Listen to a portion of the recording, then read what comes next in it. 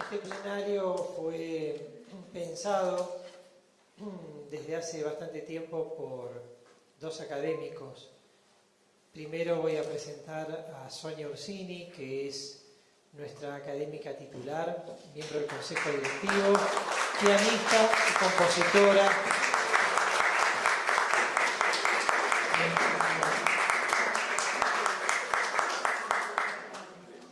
Quien me contó una tarde que estaban componiendo obra nueva. Siempre lo hace Sonia, compone además instrumentales, pero estaba componiendo obra nueva con un poeta, y el poeta era rosarino. Inevitablemente salió el nombre de Miguel Juvani, que tenía que ser el poeta para componer esta obra juntos. Y me contó Sonia, después ella lo volverá a repetir, que apareció una y otra y se fueron entusiasmando. Y entonces el momento para poder presentarlo era justamente en este mes de junio, donde también celebramos en el comienzo del mes el cumpleaños del maestro Horacio Ferrer y en el final de mes el cumpleaños de nuestra academia, pues fue fundada el 28 de junio de 1990.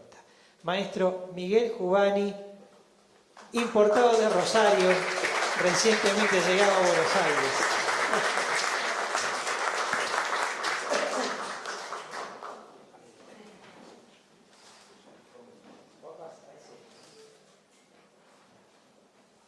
¿Vos acá? Esto más que un diálogo entre los tres va a ser un hermoso encuentro para escucharlos a ustedes. Así que la palabra y la música están en sus manos. Bueno, gracias, Gabriel. ¿Se imaginan? Para nosotros es absolutamente emocionante este momento, por tratarse de la fecha que se trata, por encontrarnos en este lugar. Y bueno, y mi gusto en lo personal, agradecerle a Gabriel, agradecer a esta casa, agradecerle a Sonia el hecho de poder trabajar con ella, agradecer a ustedes fundamentalmente esta noche tan particular, ¿no? Por lo menos en cuanto a toda una serie de inconvenientes que se están dando que no podemos obviar mencionar. Y agradecerle a la gente de Rosario, que realmente me emociona que me hayan acompañado realmente, ¿no? Bueno, con Sonia hace un tiempo ya que trabajamos, ustedes, los de Rosario, saben que ha ido varias veces y yo no sé si vienen por mí, realmente vienen por Sonia, ¿no?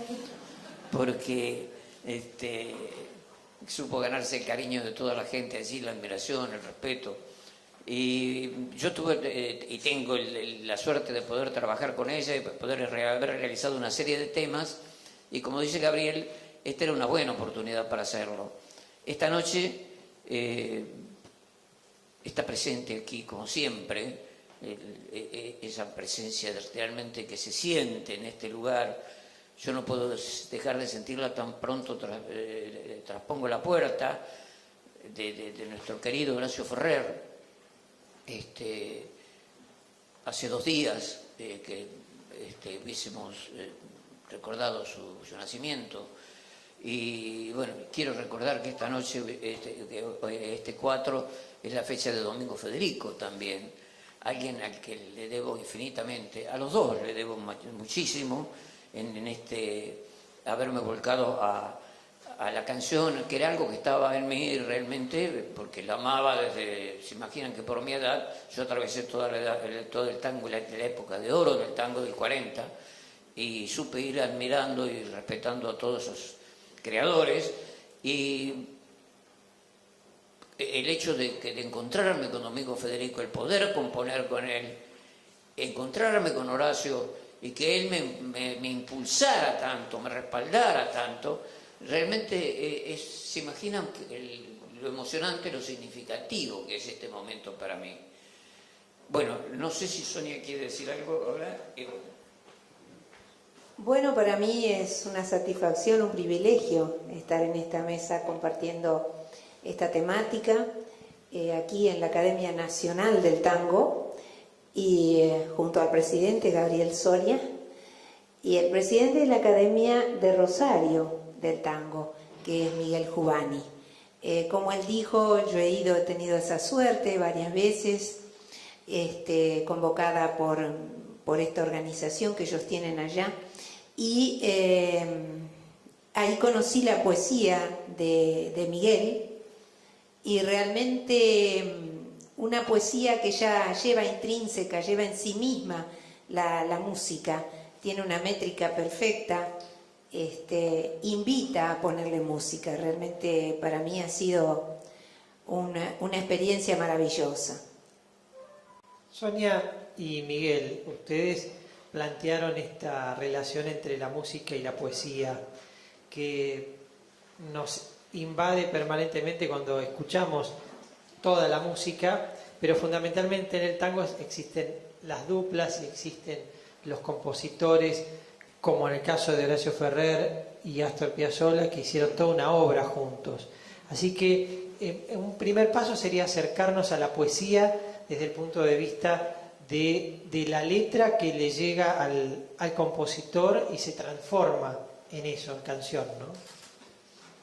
Bueno, hay veces que no, sobre todo cuando se trata de poesía, digamos, nos ha ocurrido, esta experiencia ha ocurrido incluso en el Festival Internacional de la Poesía en Rosario, que rara vez, una sola vez, invitaron a la gente de la canción. Les cuento, así que ese día tuve la suerte de compartir la mesa con Ricardo Tuni, Héctor Negro y Eladia Velázquez. Pero fue la única vez, y no porque nosotros creo que sea responsabilidad nuestra, porque la sala estuvo realmente completa de gente que siguió con cierto entusiasmo nuestra exposición allí. Pero creo que siempre hubo algo como que no es suficiente, o no es suficiente poesía, la del tango, para merecer ciertos cánones o ajustarse a ciertos cánones, a ciertas formas académicas. Y lo que no se logra entender, y que nosotros tratamos que se entienda, que la canción es un género en sí mismo. No se puede separar la música de la letra. La música nace para acompañar la letra, y la letra es lo mismo, es decir, para tener el sustento de la música, para configurar un lenguaje único, emocionalmente único, como para poder conmover a la gente que gusta de ese género. Y a veces charlamos que esa preocupación, yo no diría que es únicamente nuestra, pero que es muy argentina y es muy del tango, porque el cuidado que existe con respecto a ese lenguaje que se plasma en esa integración absoluta entre música y letra, y el cuidado del poeta del tango por la letra del tango, a veces no se da en otros cancioneros,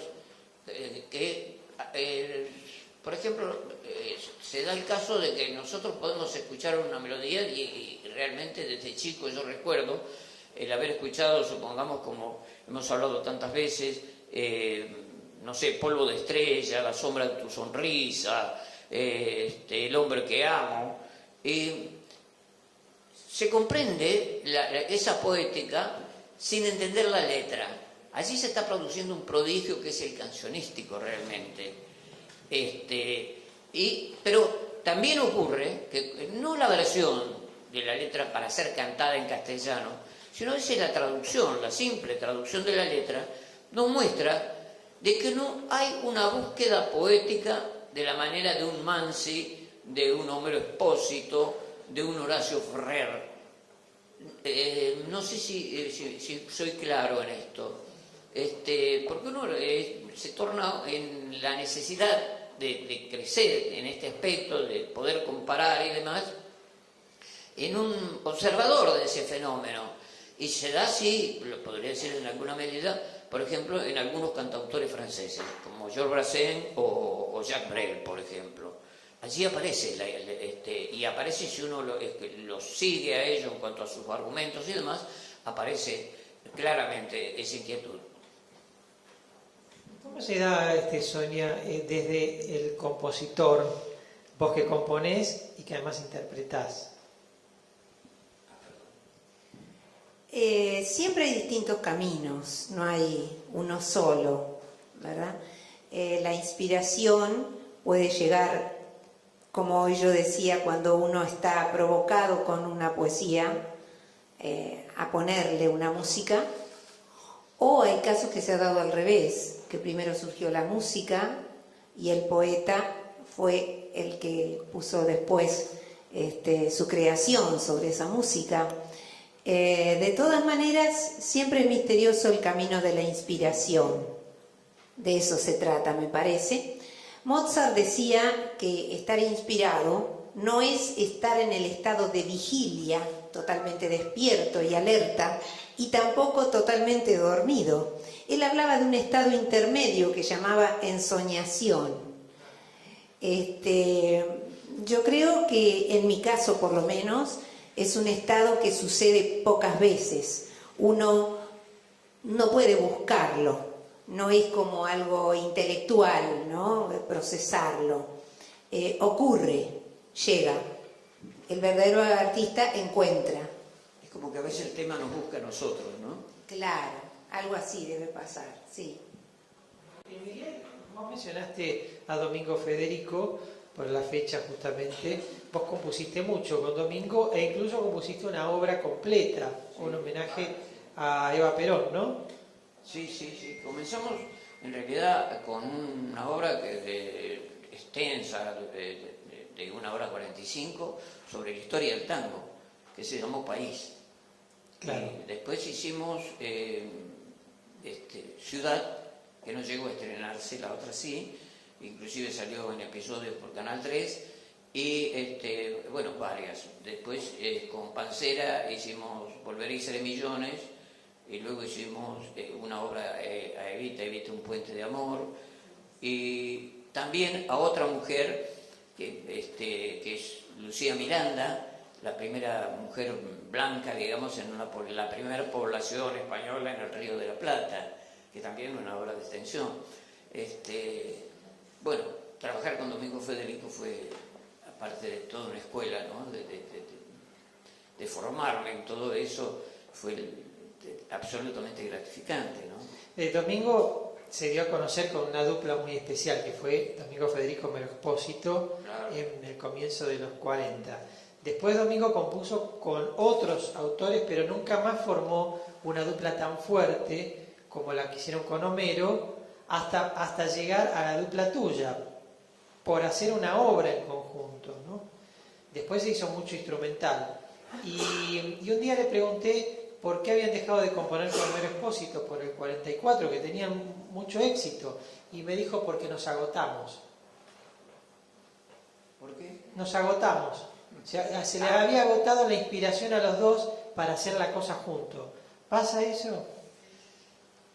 No lo sé, realmente yo a veces participo de algo que no podría explicar qué es esto, ¿no? Mencionaba la década del 40 y mencionaría ese chico que tenía 7, 8 años, que aprendía las letras de Expósito de memoria, que fue mi caso. Yo no sé, yo a veces pienso, ¿qué podía entender? Yo, pena, vieja angustia de mi pena, frase trunca de tu voz que me encadena de Homero Expósito. O sea que, no sé, eso se va metiendo en uno, y siempre pensé, qué lástima, porque ellos creo que fueron 7 las obras, no, pero nunca me atreví a preguntarlo, fíjate vos. No tuve esa respuesta que tuviste vos. No me atreví a preguntarlo, ni siquiera Homero, que tuve la suerte de conocerlo después y tratarlo, pero no se me ocurrió, tal vez, o no me atreví. Yo no creo que sea así, porque con el maestro hicimos obras de largo aliento, es decir, hicimos, entre otras, puedo mencionar otra, Orfeo y Eurídice del tango, tratando de explicar el nacimiento del tango a través de la sociedad, digamos, entre una hija de italianos y un criollo. Pero como se trataba de presentarlo en Nueva York, ahora en ese momento, Domingo me la pide para eso, le dije, pues tenemos que buscar un tema de vuelo universal, y por eso se desarrolló de esa manera. O sea que, pero, no sé, nunca sentí que la relación con Domingo pudiera agotarse, siempre esperé la posibilidad de hacer otra. No la tuya, te digo lo que él contaba en el momento de mayor éxito con Expósito. Claro, no, naturalmente, pero eso, la obra con Expósito fue inmortal, trascendente, única, ¿no? Puede que a ese nivel se agote. ¿Y las grandes melodías, Sonia, cómo quedan en la historia? Eso es todo un tema porque la música nos acompaña toda la vida. Incluso está probado que ya desde la vida intrauterina oímos. Luego está en todos los eventos de la vida. Es un arte que nos acompaña siempre. Entonces hay melodías que las llevamos prendidas en el corazón, en la memoria, que nos emocionan y que en muchos casos están asociadísimas a la poesía. A mí me pasa, por ejemplo, en mis clases, a veces trato de que una persona que quiere cantar una canción se despegue de la poesía y vocalice la música. Y es tremendo lo que le cuesta hacer esa disociación. Entonces por momentos se pierde y me dice en qué parte de la poesía tomamos. Entonces ahí nos damos cuenta también cómo están tan juntas, ¿no? La música, bueno, todos sabemos que la palabra música viene del griego, que significa arte de las musas, y ya en la antigua Grecia se asociaba la música con la poesía y la danza. A mí hay un pedagogo musical que me gustó muchísimo lo que él dice, porque todos sabemos que la música tiene ritmo, tiene melodía y armonía. Y este pedagogo al que me refiero, Edgar Willems, de origen belga, él hizo estudios donde asociaba, relacionaba la música con el psiquismo humano. Entonces él decía, el ritmo es el instinto. Y evidentemente cuando uno escucha una música rítmica tiende a moverse, hasta un bebé lo hace. La melodía, en cambio, tiene que ver con los afectos, con los sentimientos. Siempre hay una melodía que nos provoca algo, alegría, tristeza. La armonía es un sustrato más profundo que él asociaba con el intelecto. Y evidentemente, solo quien puede intelectualizar un tema que escucha puede saber en qué tonalidad está o si hay una modulación o algo así. Eso ya pertenece al mundo del intellegere, ¿verdad? Del intelecto, leer por dentro. Eso con respecto a la música, ¿no? ¿Y hay ejemplos de eso? De esto que estás contando, ¿hay ejemplos que se pueden también traducir en el piano y cantando? Sí, hay ejemplos. Yo me quedé un poco con lo que estaba contando hoy Miguel con respecto a las poesías en otro idioma, que lo mencionaste. No, sí, y hay un fenómeno que se da que para el que no sabe música, o que es el hecho de, Bolivian mencionaba, que un tema entra por la música, pero se recuerda por la letra. Y yo recuerdo que de alguna manera era chico y para recordar, supongamos, qué sé yo, mencionamos recién que me encantaba el jazz melódico, le ponía una letrilla yo para acordarme la melodía, ¿no? Y también me sugería el hecho de que cuando alguien, por ejemplo, pasaba silbando, en esa época era común que alguien pasara con la bicicleta silbando, o alguien tarareando algo, yo sabía que estaba recordando la letra, que este tipo estaba recordando la letra, y se ayudaba con la melodía de alguna manera, aunque no la cantara. La letra estaba presente, estaba implícitamente allí, ¿no? Y yo traje aquí algo como, porque es bastante gráfico, que es, por ejemplo, que lo que nos ocurre a nosotros, supongamos, al escuchar una melodía en un idioma que no entendemos, y sin embargo a veces nos basta con el nombre, con lo que el dibujo, lo que nos expresa la melodía, y la voz humana sumada como parte de esa melodía, ¿no es cierto? Digo, bueno, ¿y qué pasaba, por ejemplo, con Gardel, cuando lo escuchaban quienes no lo entendían? Y acá encuentro, a pesar de que la mayoría del público norteamericano no entendía, como es natural, el texto español de las canciones, sus adherentes se multiplicaban de una manera asombrosa. Se corría la voz, el artista se afianzaba. Y si bien el significado de sus canciones permanecía vedado al gran público norteamericano, la belleza de su arte vocal, el puro deleite de su canto, eran incentivo suficiente para atraer y cautivar. Yo creo que puestos en el otro lugar nos está expresando exactamente lo que de alguna manera nos puede pasar a nosotros, si escuchamos a Frank Sinatra, por ejemplo. Claro. ¿Por qué tenés la letra del choclo acá de Marambio Catán? Porque así, muy rápidamente y con un fragmento muy chiquito, yo quería mostrarle cómo el poeta, de alguna manera, toma... en el caso de Villoldo, cuando nace el choclo, en 1905, él hace la letra y la música. Pero fíjense, ¿no? Como esta obra es también un claro ejemplo de todo esto, ¿no? Que es, la letra de Villoldo se refiere exactamente al tema del choclo, como producto del maíz. Hay choclos que tienen la espiga de oro, que son las que adoro, con tierna pasión. Cuando trabajando, llenito de abrojos, estoy con rastrojos, como humilde peón. Perfecto. Pero después, hablamos con Gabriel, aparece la letra de Marambio Catán, que es una linda letra, ¿no? Pero ubica todavía...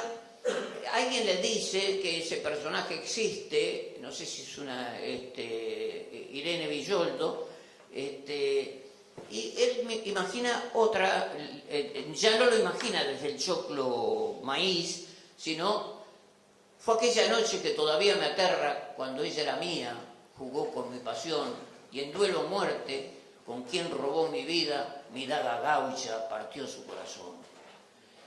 Pero en el 47, Libertad Lamarque, creo que le pide para una película de Buñuel, El Gran Casino, a Enrique Santos Discépolo que haga la versión.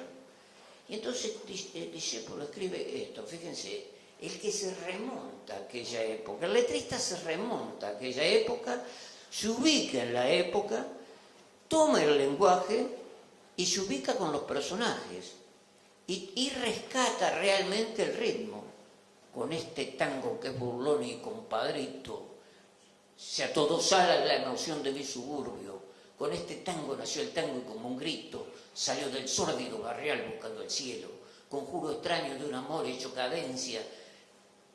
¿Te das cuenta? Ahí está lograda la obra. Ahí está lograda la obra. ¿Por qué? Tango burlón y compadrito. A Borges le hubiese gustado eso, de allá. Salió del suburbio y además rescata la esperanza, es decir, yo creo que esta letra no fue contemplada entre las mejores letras de Discépolo, yo creo que sí que lo es, porque eso es una síntesis perfecta. Incluso habla de la esperanza, y esto me recuerda al amigo Daniel Day, que escribe Discépolo todavía la esperanza. O sea que Discépolo juega permanentemente con el término de la esperanza, y en este caso lo vincula al comienzo el nacimiento del choclo. Sonia, hay unos ejemplos que tenías preparados, pero pero contalos antes. Bueno, con esto que decía Miguel, del tema de la importancia de la música, aun cuando no entendemos alguna poesía por estar en otro idioma,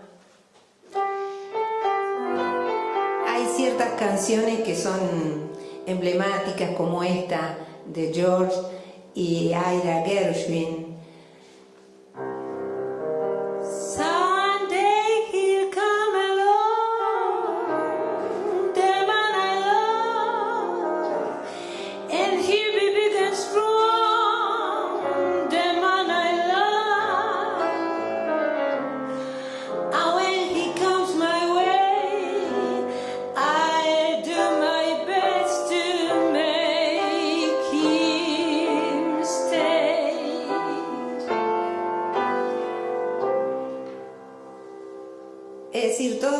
recibimos una impresión a través de esa música que es única para cada uno, seguramente. Este es un tema de 1924 que ellos habían escrito para un musical que se llamó Lady Be Good y que finalmente no, en ese momento la canción no tuvo éxito y hubo que esperar una década más tarde para que eso ocurriera.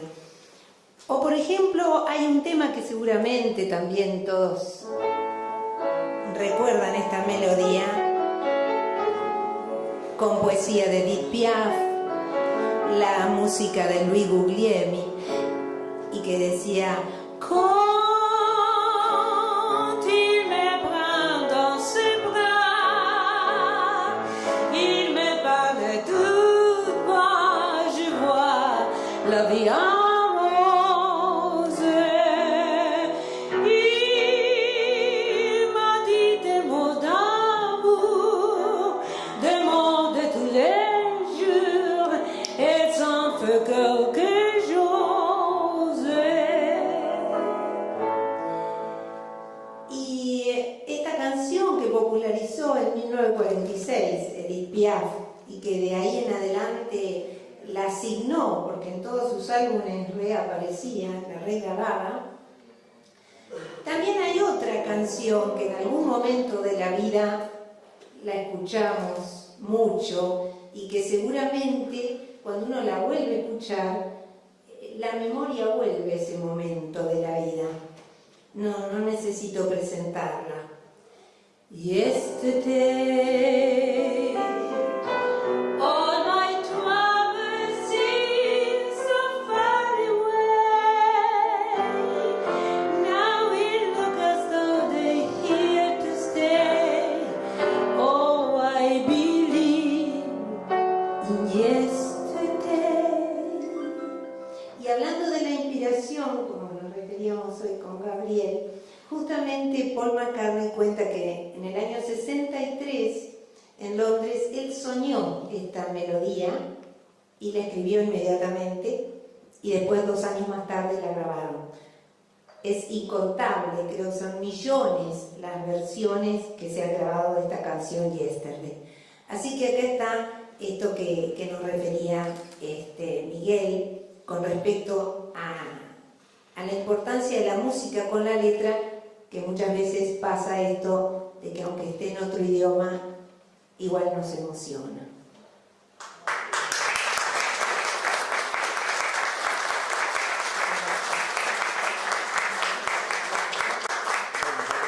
Este ejemplo así realmente es sumamente expresivo, es insuperable, diría yo, Gabriel.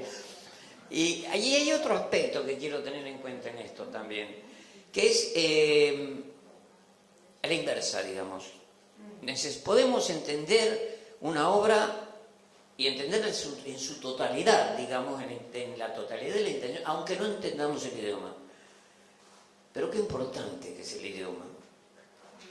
Por ejemplo, Georges Brassens, el cantautor francés, dice: yo escribo en francés y escribo para franceses. Y no es que el tipo sea un nacionalista a ultranza, sino que rescata su lenguaje, su palabra. Es un estudioso, además, es un atento oyente de la voz del pueblo, de la gente, en el ómnibus, en la calle, cosa que pasaba también con Enrique Santos Discépolo, por ejemplo, ¿no? Captar el valor y el sentido de cada palabra. Y acá encuentro también en Gardel un ejemplo perfecto de eso, de lo importante del valor de cada término y de que, cuidado con eso de cantar sin entender el idioma, porque una cosa es ese fenómeno y otra cosa es el hecho de cantar, ¿cómo se llama?, por fonética. Que no, tampoco está mal, pero fíjense lo que piensa Gardel. Cuando le proponen una oportunidad, le dicen a Gardel: bueno, está todo bien, pero ¿y si canta en inglés? Él dudó, pero se sometió a un par de sesiones para probar, ¿no? Pero después lo reúne y le dice: ¿cómo voy a cantar palabras que no entiendo? frases que no siento.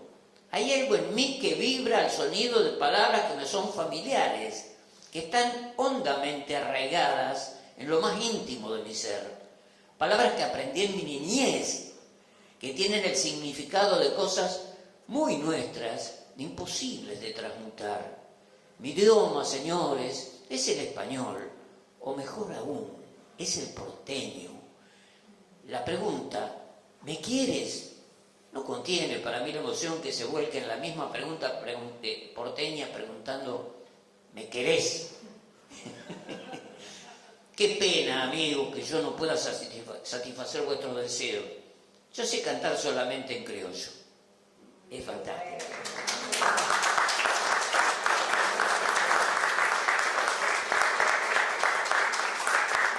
Y ya que terminaste mencionando Gardel, es un buen momento para hablar de las duplas compositivas, ¿no? Y la de Gardel de Pera fue una dupla muy fuerte, que quizás sea la más conocida hacia el exterior por la popularidad de las canciones.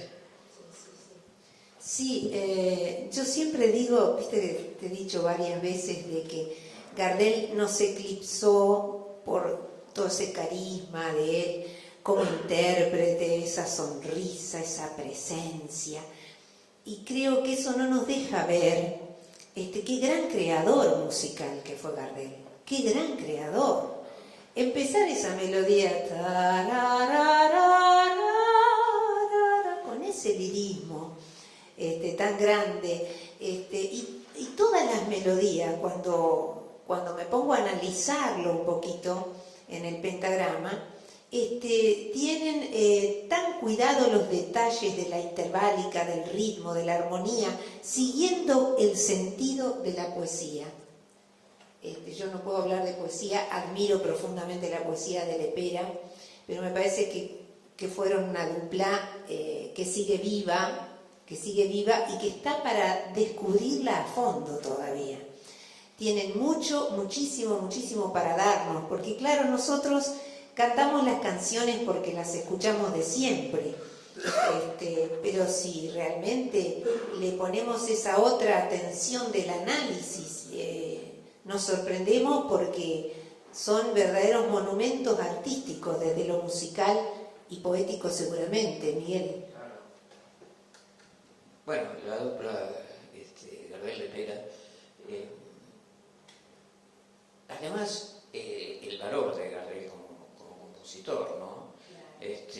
La belleza de sus obras, su vuelo melódico, se impone, es una belleza que le puede abrir paso a cualquier poesía, digamos. Y esto no va en detrimento de Lepera en absoluto, pero además era un momento muy particular en el mundo, donde Gardel estaba captando esa apertura del mundo a nuestra música y el tratar de merecer esa apertura creando una poesía y una cancionística que resultara fácil de llegar, que penetrara realmente, ¿no? A tal punto que, por ejemplo, en algunos casos, sobre todo en la zona donde nace el bolero, digamos Cuba, México, Puerto Rico, lo tenían por un bolerista, por un cantante de bolero prácticamente. Lo miro a Gabriel porque él es el que sabe este tema, pero lo valoraban en ese aspecto. Vos tenés una obra donde aparece una canción, claro, es una canción, pero para ellos les resultaba una proximidad muy cercana realmente al bolero, por ejemplo, ¿no? Yo creo que es al lenguaje del bolero a lo que se refería, no necesariamente a la estructura musical y poética, ¿no?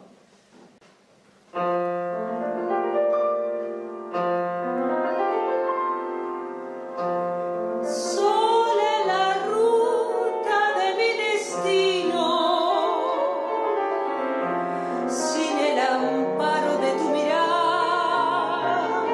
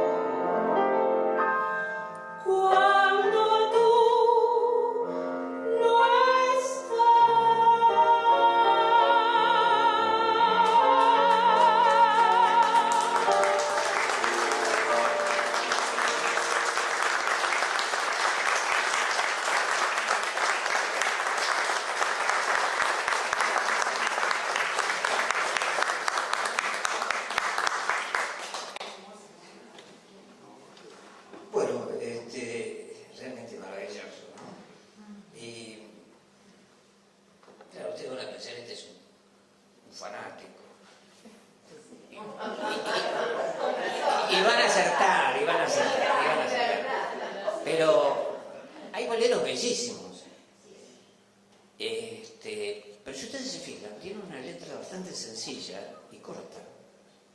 No tienen este desarrollo, esta belleza. Y realmente, si hay boleros bellos, yo elegiría Vete de mí. Homero Expósito. Seré en tu vida lo mejor, en la neblina del ayer, cuando me llegues a olvidar.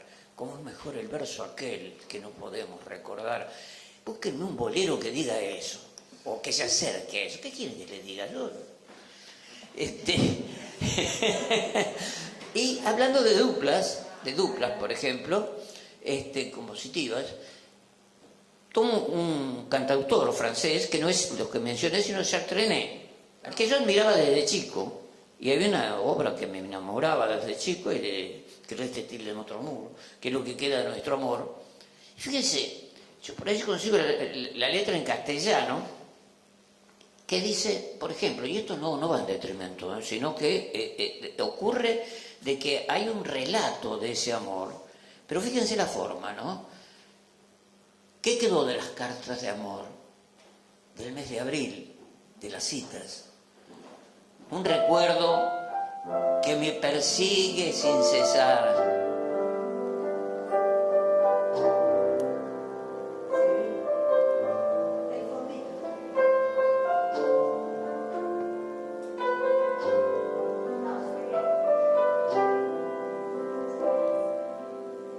Fantástico. Bueno, pero acá menciona y habla cartas de amor, abril, y un romanticismo imposible de evitar. Entonces me acordaba de algo, de un balsecito. Hablamos de duplas, y esto es perfecto. Primero la cita lejana de abril, tu oscuro balcón, tu antiguo jardín. Más tarde la carta de pulso febril, mintiendo que no, jurando que sí.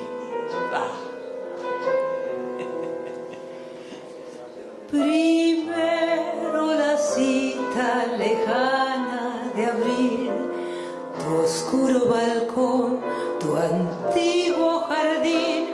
Más tarde las cartas de pulso febril, mintiendo que no, jurando que sí. Romance de barrio, tu amor y mi amor. Primero un querer, después un dolor, por culpas que nunca tuvimos, por culpas que debimos pagarlos todos.